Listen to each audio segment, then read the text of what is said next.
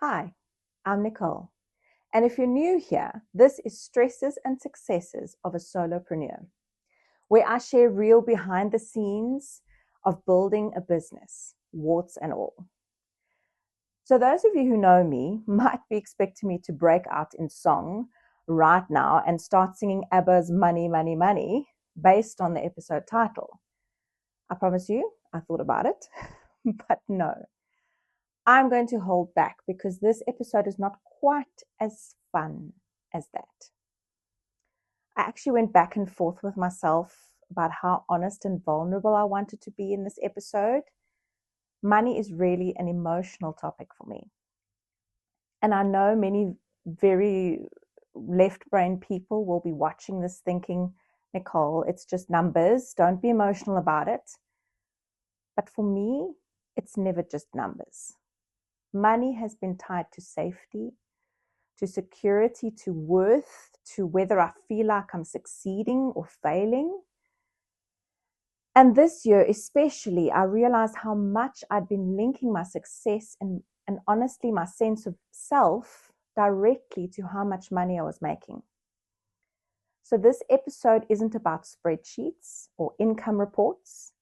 It's about drama, the dips, and the fight behind the scenes. The freak out moments, the budget stress, and the quiet growth that was happening underneath it all.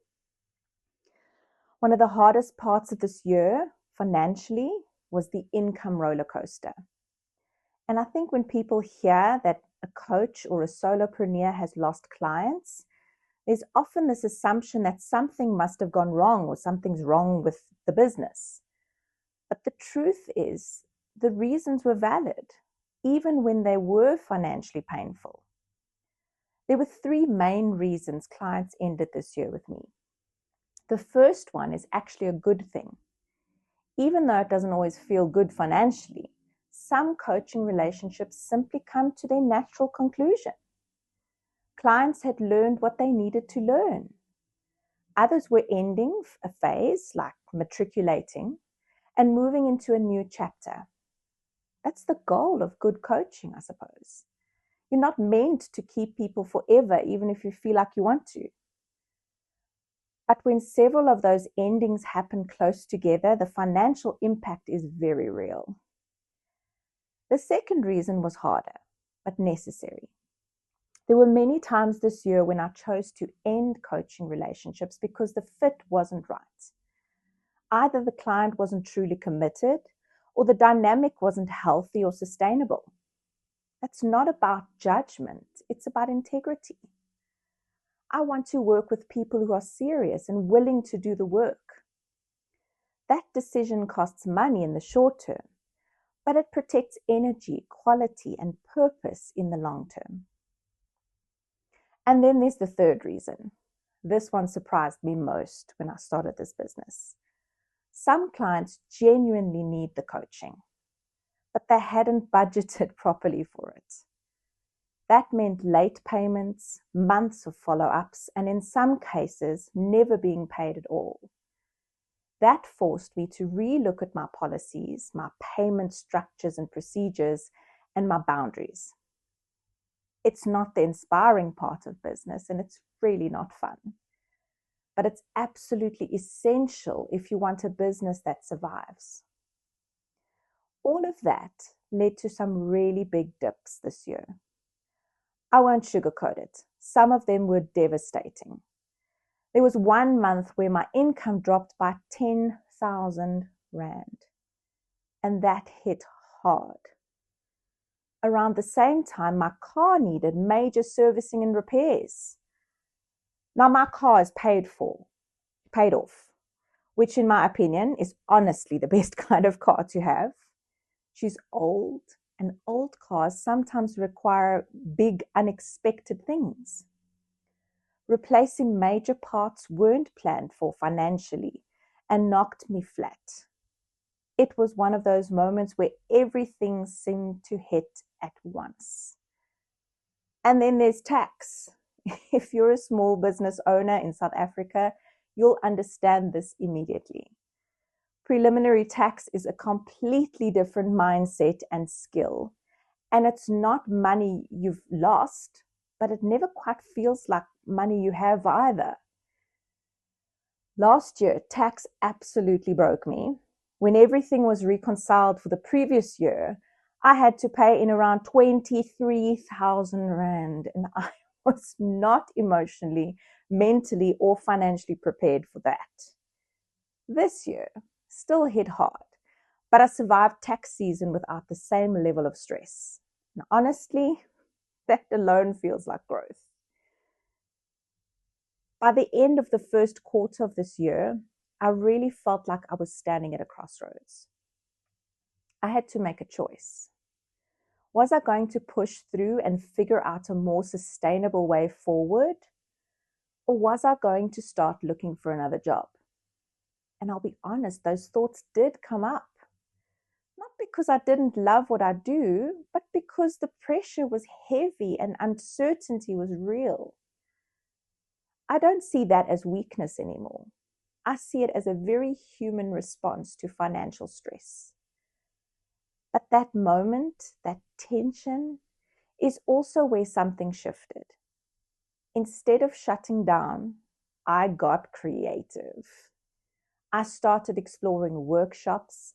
I committed to building the online course I spoke about in episode 3. I tested ideas and I tried things. I explored multiple income streams instead of relying on just one. I wasn't chasing quick money. I was trying to build something more stable, something that could sustain me long term. I didn't have all the answers, but I started laying foundations anyway. I won't pretend that once I made the decision, everything suddenly felt calm and clear. There was still a lot to freak out about. There were so many freak out moments where I panicked about the numbers, moments where fear got loud and started telling stories. In the past, I would have made decisions from that place, rushing, scrambling, reacting. This year, it felt different. Even when the fear showed up, I didn't let it take over in the same way. I slowed my decisions down.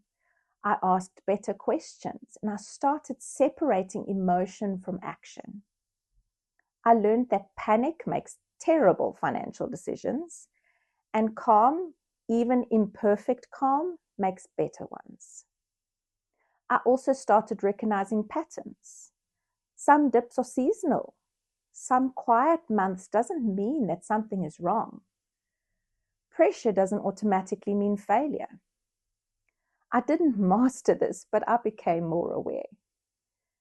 And that awareness changed how I held the stress. The money didn't suddenly fix itself, but I was changing.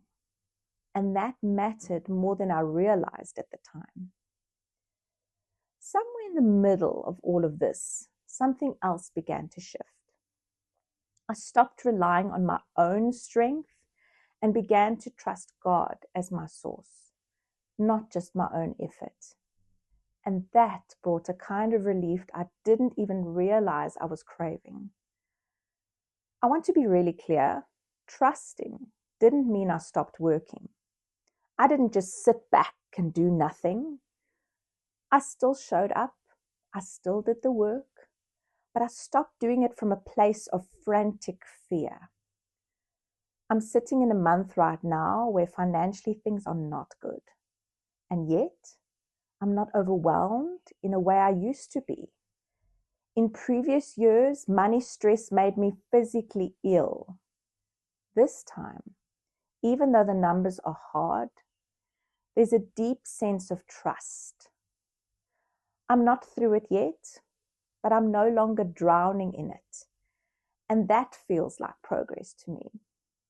And in closing, this year taught me the hard way that rest is not optional if you want to build something sustainable.